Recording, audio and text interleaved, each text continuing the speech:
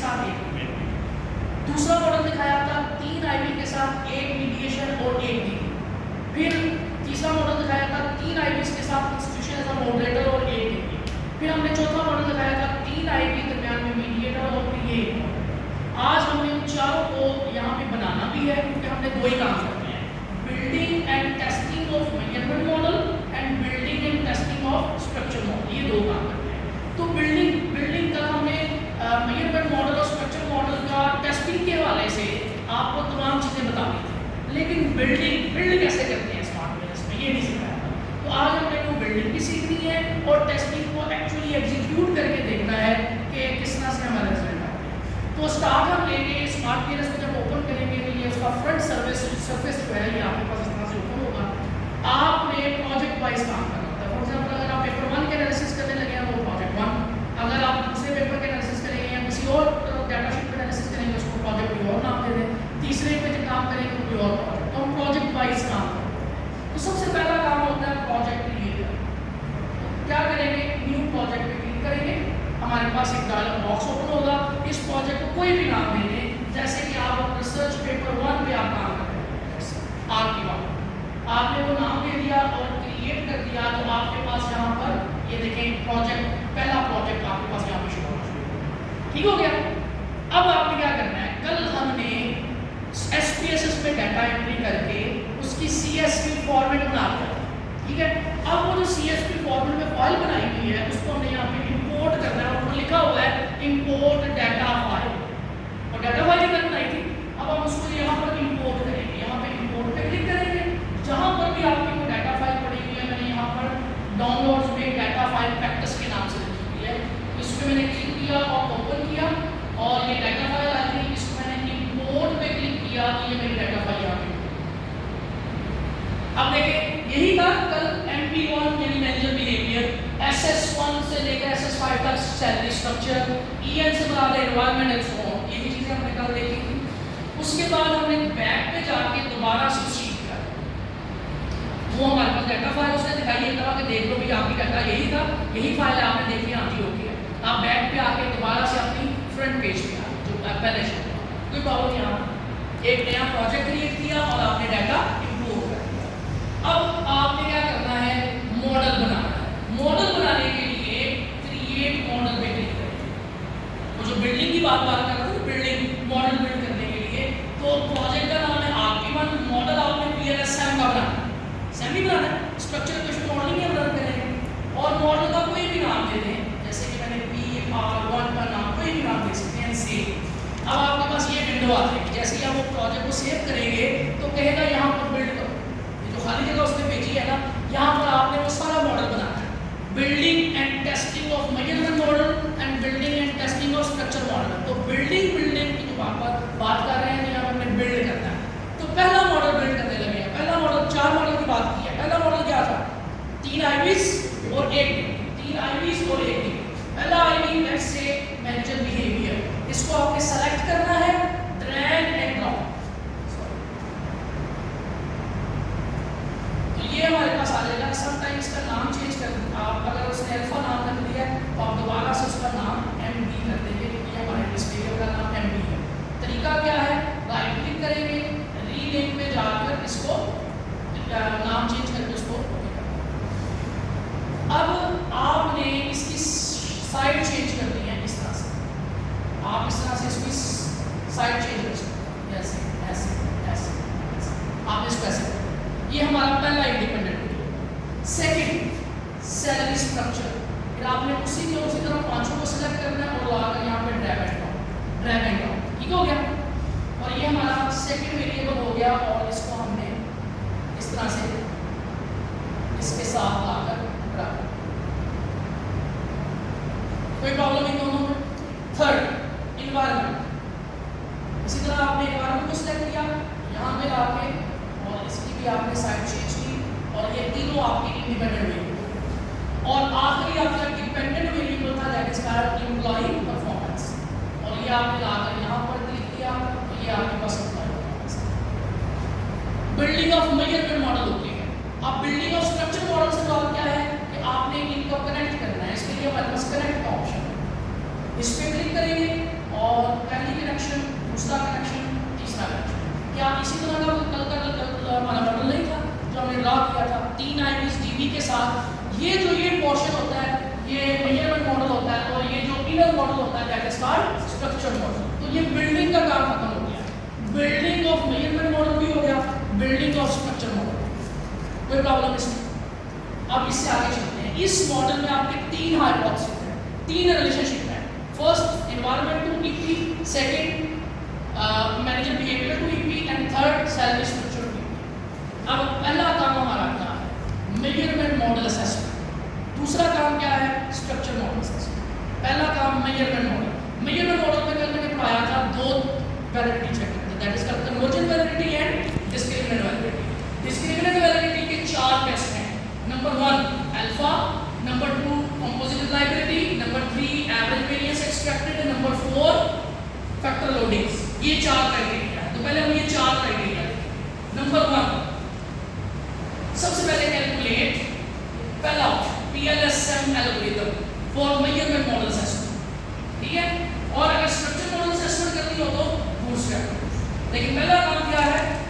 Measurement model assessment. आपने इस पे क्लिक करना, इस पे क्लिक करके आपने स्टार्ट कैलकुलेशन कैलकुलेट हो।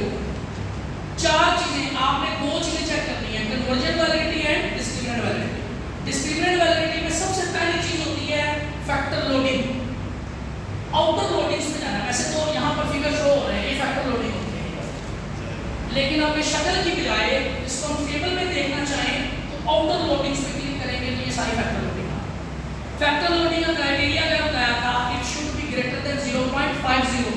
लेकिन प्रॉब्लम ये है, बाकी तो सारे होते हैं लेकिन ये EP5 हो गए, EP5 0.05 से नीचे आ गया, माइनस में आ गया। अब इसका हल क्या है? इसका हल ये है कि आपके पास ऑप्शन होती है 25% आइटम्स डिलीट कर सकते हैं, 25% आइटम्स। फॉर एग्जाम्पल ये 20 क्वेश्चन है तो 20 का 25% निकलता है 5। अगर 5 आइटम्स खराब आ जाती हैं तो 5 आइटम्स डिलीट कर सकते हैं, लेकिन इससे ज़्यादा डिलीट करने की इजाज़त नहीं है। अगर इससे ज़्यादा आइटम खराब आ जाए तो आपको क्वेश्चन दोबारा से फिल करना पड़ेगा। तो ये एक आइटम है, इसको आप डिलीट कर सकते हैं। इसका मतलब है अभी आपकी कन्वर्जेंट वैलिडिटी ठीक नहीं है क्योंकि आपकी फैक्टर लोडिंग 0.50 से नीचे आ गई है। तो जिसकी वो वैल्यू नीचे आई है वो ये वैल्यू EP5। आपने डिलीट के ऑप्शन में जाकर इसको यहाँ से डिलीट करना और दोबारा से ये रन करना है, calculate PLS algorithm start calculation. जैसे ही रन करेंगे तो अब आप फैक्टर लोडिंग चेक कर लें, तमाम की फैक्टर लोडिंग बिल्कुल ठीक है। तो कन्वर्जेंट वैलिडिटी का पहला क्राइटेरिया, पहला test, factor loading should be greater than 0.50। कोई प्रॉब्लम इसमें? सेकंड, थर्ड और फोर्थ बाकी तीनों क्राइटेरिया क्या हैं? Compact alpha, cross loadings, sorry compact alpha, composite reliability और AB।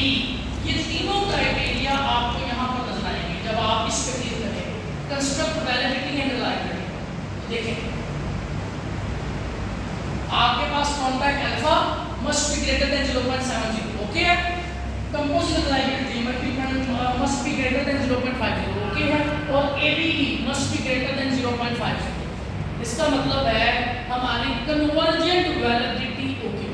हमने फैक्टर लोडिंग भी चेक कर ली, हमने ABE भी देख लिया, हमने कंपोजिट रिलायबिलिटी भी देख ली, हमने कॉम्पैक्ट अल्फा, ठीक हो गया, कोई प्रॉब्लम इसमें। सेकंड वैलिडिटी क्या थी? Discriminant validity. हमने उस पर चल जाना। उसके 3 क्राइटेरिया थे। Number 1 formal lacquer criteria, number 2 cross loadings और नंबर 3 HTMD रेशियो। ये कैसे चेक करना है? इसी में ये जो दोबारा से रन नहीं करना, आप इसी पे आए तो आपके पास यहाँ पे ऑप्शन होता है डिस्क्रिमिनेंट वैलिडिटी। जब आप इस पे क्लिक करेंगे तो पहला criteria formal lacquer, first value should be greater then the rest of the values in the column. Greater है इसका मतलब है फॉर्मल लैकर हो गया। दूसरा क्राइटेरिया होता है क्रॉस लोडिंग्स, और क्रॉस लोडिंग में हम देख रहे होते हैं कि ये जो EN है इसकी वैल्यू यहाँ से लेकर यहाँ तक है, ये values should be greater then the rest of the values. ऐसे ही है। इसी तरह EP में देखेंगे, EP की वैल्यूज यहाँ से लेकर यहाँ तक है, ये वैल्यूज इन और इन वैल्यू से बड़ी होनी चाहिए, सो ऑन। तो ये भी आप देख रहे हैं, ये भी ठीक है। बी लेस देन 0.9, 0 का क्राइटेरिया भी है, 8.5 का भी है, 8.0 का भी है। तो देखिए तीनों केसेस में उससे छोटी है। इसका मतलब क्या है, हमारी कन्वर्जेंट वैलिडिटी भी होती हो गई, हमारी डिस्क्रिमिनेंट वैलिडिटी। कोई प्रॉब्लम नहीं। अब इसको रिपोर्ट कैसे करते हैं, एमएस वर्ड पे आपने रिपोर्ट करना है, आपने तो सारा काम एमएस वर्ड पे कर रहे हो। अब आप इसके लिए करेंगे क्या, जैसे कि आपने पहला टेस्ट लगाया था, पहला टेस्ट क्या लगाया था, वीएलएस एल्गोरिथम में जाकर ऑपरेटर लोडिंग यानी फैक्टर लोडिंग यहां पे क्लिक करेंगे। ये ऑप्शन होता है कॉपी टू एक्सेल, आपने कॉपी करना है, एक्सेल पे चला जाना है। ये देखिए हमने यहां पर सीधा किया इसको, जैसे कि जब आप एक्सेल में पेस्ट करेंगे कुछ इस तरह से आएगा, ठीक है।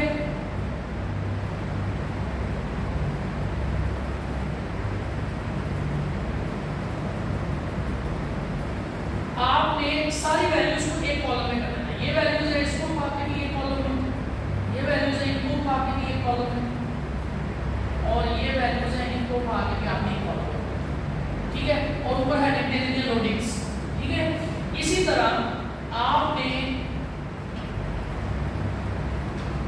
कन्वर्जन वैलिडिटी में जाना है और इसको भी कॉपी टू एक्सेल करना है, और एक्सेल में जाकर इसको भी आपने पेस्ट कर देना है। ये वैल्यू आपने निकाल देनी है। ये कौन सा क्या है, ये सीआर है, ये एबी है। इसको आपने यहाँ से कट कर लेना है। पहला इन्वायरमेंट है, इन्वायरमेंट में लाकर आपने इसको पेस्ट कर देना और बाकी वैल्यूज को यहाँ से कट कर देना है। और ईपी है, ईपी के सामने ईपी की वैल्यूज लिख देनी है। तीसरा एमपी है और एमपी की वैल्यूज एमपी के सामने लिख देनी है। और चौथा सैलरी है, तो सैलरी की वैल्यू सैलरी के सामने। और तमाम को आपने सेटिंग करके कुछ इस तरह से देखना है, वेरिएबल के नाम भी दे दे रहे हैं, और ये टेबल आपका कन्वर्जन वैलिडिटी है। और यहाँ से आपने कॉपी करना है और यहाँ पे लाकर आपने इसको पेस्ट कर देना, यहाँ टेबल 1 कन्वर्जन वैलिडिटी। जब यहाँ पे पेस्ट करेंगे तो आपके पास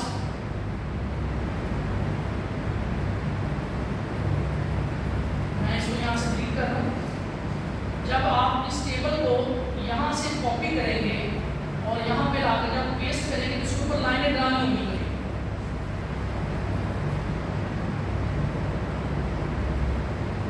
आप इसको एपीए स्टाइल में कन्वर्ट करेंगे। कैसे, डिजाइन में जाएंगे, बॉर्डर पेंटर का ऑप्शन है, तो आपने ये हेडिंग्स वाले को इस तरह से पेंट कर देना है, और ये यहाँ पे टेबल खत्म होता है वहां पे एक लाइन ऐसे डाल देना।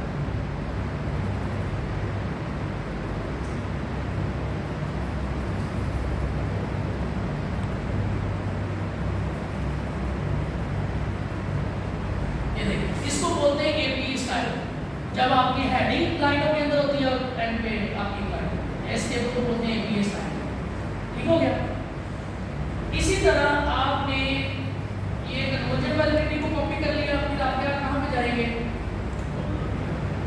डिस्क्रिमिनेंट वैलिडिटी में फॉर्मूला क्राइटेरिया को यहाँ से आप कॉपी करेंगे और यहाँ पे लाकर आप अगली शीट में पेस्ट कर देंगे। इसी तरह आप बाकी दोनों को भी कॉपी पेस्ट करेंगे तो कुछ इस तरह से आपके पास ये चीजें आती हैं। ये फॉर्मल लेकर है, ये क्रॉस वर्डिंग है, और वो एचटीएमएल है, और उन तीनों को अलग अलग कॉपी करेंगे और वर्ड पे लाकर आपने इस तरह से पेस्ट करके उसी तरह एक पेस्ट करना है। ये फॉर्मल लेकर, ये क्रॉस वर्डिंग और ये एचटीएमएल। कोई प्रॉब्लम इसमें। और आपने ये जो ये मॉडल है जो आपने रन किया है वो आपका मॉडल ग्राफिकल आउटपुट ये है, इसको आपने कॉपी करना है, export as image, external file पे क्लिक करके एक्सपोर्ट करेंगे, वो आपके पास इस तरह से एक्सपोर्ट हो जाएगा। जैसे मैं यहाँ पे R2 कह देता हूँ, ये सब मैंने एक्सपोर्ट हो गया। आपने इसको कॉपी करना है और वर्ड पे लाकर यहाँ पे आप पेस्ट करेंगे तो आपका मॉडल यहाँ पे पेस्ट। ये मॉडल भी आपने साथ पेस्ट, ठीक हो गया। ये अब आपका जब आप ये सारे काम कर लें तो आपका एक काम मुकम्मल हो गया, मेजरमेंट मॉडल असेसमेंट हो गया। आपने ये कर लिया कि मेरी आइटम्स भी ठीक है, मेरे वेरिएबल्स भी ठीक है। अब जब सब चीजें ठीक है तो मेरा मेजर काम क्या था, रिलेशनशिप चेक करना। रिलेशनशिप चेक करने से मुराद क्या है, स्ट्रक्चर मॉडल असेसमेंट। अब हम आ जाएंगे स्ट्रक्चर मॉडल असेसमेंट पर। तो स्मार्ट बीएलएस पे दोबारा जाएंगे, इसको हम खत्म करेंगे, बैक पे उसी कैलकुलेशन वाले काम में आएंगे और बूटस्ट्रैपिंग उस पर आप क्लिक करेंगे, स्टार्ट कैलकुलेशन। और यहाँ पर एक बात, एक टू टेल और वन टेल को भी आप देख लेंगे। अगर तो आपके हाइपोथेसिस टू टेल है तो ऑप्शन टू टेल की कर देंगे, तो वन टेल है तो ऑप्शन वन टेल की कर देंगे। उसके बाद जब रन करेंगे उसी तरह ये आपके पास ग्राफ आ गया। ये जिस तरह ये मैंने यहाँ से कॉपी कर यहाँ पर ये पेस्ट किया हुआ है वैसे टेक्स्ट होगा। और इसकी जो रिलेशनशिप है उसका टेबल कहाँ से निकलेगा, जब आप ये रन कर लेंगे तो ये पाथ कोएफिशिएंट्स, पाथ कोएफिशिएंट में पहली वैल्यू बीटा होती है। हमने ये देखना होता है रिलेशनशिप सिग्निफिकेंट है और उसके बाद देखना होता है पॉजिटिव है या नेगेटिव। सिग्निफिकेंट या इनसिग्निफिकेंस चेक करनी होती है, पॉजिटिव या नेगेटिव चेक करना होता है। सिग्निफिकेंट और इनसिग्निफिकेंट का मैंने बताया था p वैल्यू और t value. p value should be less than 0.05 होनी चाहिए, तो हम कहेंगे रिलेशनशिप सिग्निफिकेंट है। और t वैल्यूज अगर 2 टेल हाइपोथेसिस है 1.96 से ग्रेटर, अगर 1 टेल है तो 1.64 से ग्रेटर। अगर ये छोटी आ जाएगी तो ये ऑटोमेटिकली ग्रेटर हो जाएगी। ये दोनों क्राइटेरिया बताते हैं कि रिलेशनशिप सिग्निफिकेंट है। जब बीटा के साथ पॉजिटिव साइन बताता है कि पॉजिटिव लिंक है, नेगेटिव साइन बताता है। उसी तरह आपने इसको कॉपी करना है, एक्सेल पे पेस्ट करना है, उसकी सेटिंग चेंज करनी है और इस तरह से आपने रिजल्ट करना और एक पेज करना है। ये था सिंपल मॉडल, ठीक हो गया। अगर आपका यही मॉडल है आपका काम खत्म। अब आपने दूसरा मॉडल उठाया। दूसरा मॉडल कौन सा? 3 आईवीज और एक मीडिएशन। हम ये ऐड कर लेते हैं। अब ये यही प्रोजेक्ट नहीं है। अगर आपका फॉर एग्जांपल प्रोजेक्ट ऐसा है जिसमें 3 आईवी, एक डीवी, एक मॉडरेटर, एक मीडिएटर है, तो आपने इकट्ठा रन करना है। ये नहीं करना कि पहले 3 को ऐसा नहीं करना। ये तो मैं आपको समझाने के लिए कर, ठीक हो गया। पहला मॉडल हमारा ये था कि हमारे पास 3 आईवी और एक डीवी है, हमारा क्लास खत्म। अब हमारा दूसरा काम क्या है? 3 आईवी, एक मीडिएशन, एक सेकंड मॉडरेटर। तो उसमें हम क्या करेंगे, हम दोबारा से प्रोजेक्ट पे आ जाएंगे।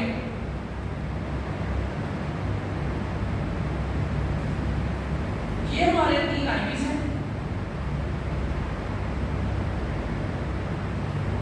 ये हमारा डीवी है और हमारा मीडिएशन था एम्प्लॉय सेटिस्फैक्शन। याद है कल वाला एम्प्लॉय सेटिस्फैक्शन।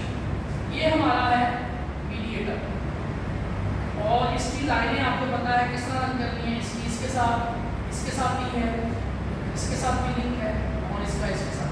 क्या कुछ इस तरह से मॉडल नहीं था मीडिएशन का? ओके है, बिल्डिंग हो गई। अब आपके चलना है टेस्टिंग।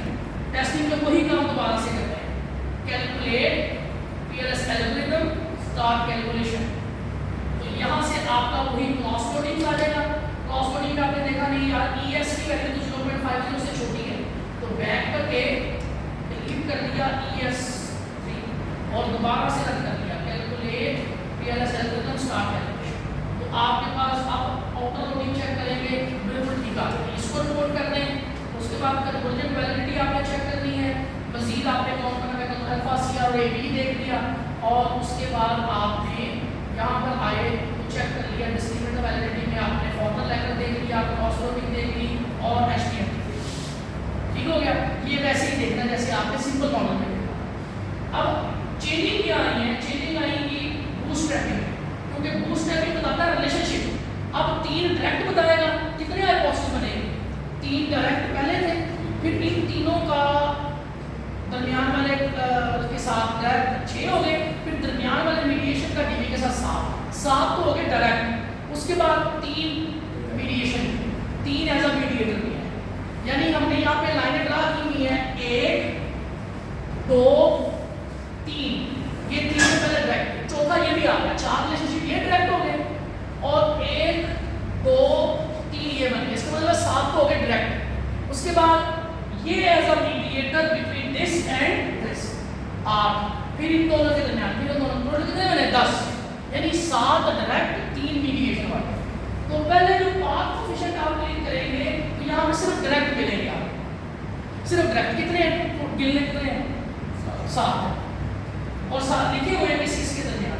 क्राइटेरिया वही है, p value should be less than 0.05, p value should be greater then 1.96 और 1.64 और बीटा के साथ पॉजिटिव नेगेटिव। ये तो हो गया डायरेक्ट। अब मीडिएशन के एनालिसिस कैसे करें? उसके लिए आपने आना है स्पेसिफिक इनडायरेक्ट इफेक्ट। तो देखिए ये मीडिएशन बता नहीं रहा, एमटी और ईपी के दरमियान ईएस का मीडिएटर, फिर दूसरा फिर तीसरा। इसमें भी क्राइटेरिया सेम है, p value should be greater, p value should be less than 0.05, P value should be greater then 1.64 and 1.96 और बीटा के साथ पॉजिटिव है तो हम बताएंगे पॉजिटिव रिलेशनशिप, पॉजिटिव मीडिएशन। समझ आ गई बात यहाँ तक? हमारे दो मॉडल हो गए। अब हम तीसरे मॉडल पे जाते हैं। 3 आईवी, 1 पीवी, 1 मॉडल। हम उस पे आते हैं। हम बैक पे जाएंगे, हमने तीसरा मॉडल रन करना है। हम इसमें से मीडिएटर निकाल रहे हैं और IS institution support as a moderator, और मॉडरेटर की लाइनें कैसे लगती हैं? रिलेशनशिप के साथ, यानी ये लाइन इसके साथ, इसके साथ और इस तरह। कोई प्रॉब्लम यहाँ था? मेजरबल मॉडल असेसमेंट आप कर लेंगे, मैं दोबारा से नहीं करता। अब हम दोबारा से कहाँ पे जाएंगे? स्ट्रक्चर मॉडल असेसमेंट, बूटस्ट्रैपिंग पे। उस पर जब हम क्लिक करेंगे, अब हमारे रिलेशनशिप कितने हैं? 3 डायरेक्ट, 3 मॉडरेशन वाले। लेकिन एक रिलेशनशिप को खुद ही चेक कर देता है, किसका किसके दरमियान, इसका इसके साथ खुद को खुद चेक करता है। पहले मैंने तो कितने आ रहे हैं? 1 2 3 डायरेक्ट, 3 4 5 6, 3 मॉडरेशन वाले। तो 7वां रिलेशनशिप को खुद चेक कर देगा, इसका और इसके दरमियान। तो टोटल कितने रिलेशनशिप हो जाएंगे? 7। और इसके लिए आपको दोबारा किसी विंडो पे जाने की जरूरत नहीं है। 7 के 7 रिलेशनशिप आपको यहाँ पे शो कर देगा। अब ऊपर वाले यहाँ तक तो डायरेक्ट रिलेशनशिप है, 3 वो वाले और चौथा जो वो ऑटोमेटिकली चेक कर रहा है। और ये 3 मॉडरेशन वाले हैं। मॉडरेशन से मुराद क्या होता है? आईवी और मॉडरेटर का कलेक्टिवली रिलेशनशिप टीवी पर, यानी उनका क्या क्या रिलेशनशिप पर क्या इफेक्ट कर रहा है। तो देखें, मॉडरेशन ये दोनों क्या है? नेगेटिव, जबकि ये मॉडरेशन क्या है? पॉजिटिव। और वहाँ पर क्या लिखा हुआ है? रेड ऑप्शन क्या बता रहा है? इनसिग्निफिकेंट, यानी इस मॉडरेशन ने कुछ ना कुछ रिजल्ट को खराब किया है, नेगेटिव मॉडरेशन डाल रहा है, नेगेटिव इंपैक्ट डाल रहा है रिलेशनशिप। समझ आ गई बात? कोई प्रॉब्लम नहीं। यानी आप ये कह सकते हैं कि ये रिलेशनशिप हमारा सिग्निफिकेंट था एनवायरनमेंट वाला, लेकिन जैसे ही हमने मॉडरेटर ऐड किया उसने एनवायरनमेंट का इम्पैक्ट खराब कर दिया। ठीक है, इसका मतलब इंस्टीट्यूशन सपोर्ट इतनी खराब है कि लोग एनवायरनमेंट को भूल जाते हैं। वो कहते हैं इंस्टीट्यूशन तो मैं सपोर्ट करता नहीं है, एनवायरनमेंट जितना मर्जी अच्छा हो क्या करें। इसलिए इंस्टीट्यूशन सपोर्ट ठीक नहीं है और एनवायरनमेंट को खराब कर रही है। इसके अलावा इंस्टीट्यूशन सपोर्ट जो है सैलरी स्ट्रक्चर मैनेजर बिहेवियर के दरमियान भी नेगेटिव मॉडरेशन कर रही है, नेगेटिवली मॉडरेट, यानी रिलेशनशिप को वीक कर रही है। समझ आ गई बात यहाँ? ये हो गया मॉडरेशन का। और आखिरी मॉडल हमारा क्या था? With moderator and mediator. तो हमने यहाँ पर एम्प्लॉय सेटिस्फैक्शन जो है वो हमने वो भी ऐड कर लिया और इसके हमने रिलेशनशिप डेवलप किए इसके साथ और फिर इसके साथ। लेकिन ये जो मॉडरेशन थी वो इनके साथ नहीं थी। मॉडरेशन किसके साथ थी बोला? एम्प्लॉय सेटिस्फैक्शन और एम्प्लॉय परफॉर्मेंस के साथ। कुछ इतना जो होता था। अब कितने रिलेशनशिप बने? 1 2 3 4 5 6 और 7। ये 7 तो बन गए डायरेक्ट और एक उसने खुद चेक कर देना इसके साथ डायरेक्ट। कितने हो गए? 8। एक मॉडरेशन वाला 9 और 3 मीडिएशन वाले 12 रिलेशनशिप चेक करेगा 12। लेकिन 3 मीडिएशन वाला अलग विंडो में बताएगा, 9 इकट्ठे बताएगा। 9 इकट्ठे देखें, कैलकुलेट, बूटस्ट्रैपिंग, स्टार्ट कैलकुलेशन।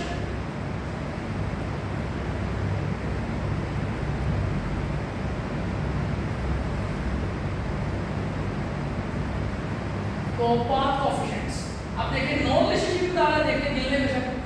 तो रेड जो हो गए वो इनसिग्निफिकेंट हो गया और बीटा के साथ पॉजिटिव या नेगेटिव साइन बता रहा है कि पॉजिटिव या नेगेटिव। और जो मीडिएशन वाले 3 हैं वो आप यहाँ से लेते हैं स्पेसिफिक इफेक्ट्स। कोई प्रॉब्लम नहीं। ओके, हर चीज़ हम कर लेंगे, इंटरप्रेट कर लेंगे, वर्ड पे आप इसको डाउनलोड भी कर लेंगे और तमाम